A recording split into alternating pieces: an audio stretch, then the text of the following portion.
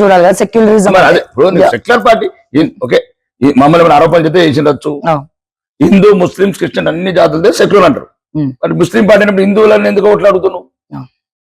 కాబట్టి ఒకటే ఎప్పుడు కూడా భారతీయ జనతా పార్టీ ఇది దేశం గురించి పుట్టిన పార్టీ, ధర్మం గురించి పుట్టిన పార్టీ, పేదవారి గురించి కాబట్టి అభివృద్ధి గురించి పుట్టిన పార్టీ. ఎవరున్నాడు ఇప్పుడు బీఆర్ఎస్ ఎమ్మెల్యేలు దేంట్లోకి వెళ్ళారు? బీజేపీకి వెళ్ళారా, కాంగ్రెస్కి వెళ్ళారా?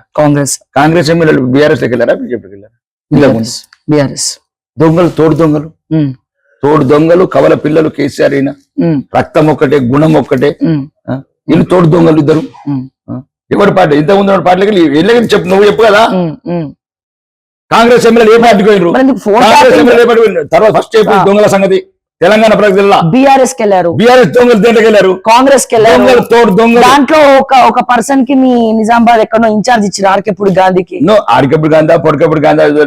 నేను అనేదానికి తెలంగాణ ప్రజలు తెలుసుకోవాలా, ఎవడు తోడు దొంగలు, ఎవడు కవల పిల్లలు, అవినీతి పరులు. మీరు ఎర్రబెల్లి క్షేత్రంలో వెళ్ళి కేసీఆర్ కాళ్ళు మొక్కి ఈ రోజు కాంప్రమైజ్ రాజకీయాలు చేస్తావా? నువ్వు హాస్పిటల్కి పోయి దేనికి పోయినావు? కాళ్ళు మొక్క తందుకుపోయినావు. దాన్ని ఏం చేయకుండా నాకు ఓటు నోటు దొంగ కేసు ఇబ్బంది పెట్టకుండా పోయిండు. మరి బీజేపీ వాళ్ళు ఎందుకు సైలెంట్ గా ఉన్నారు?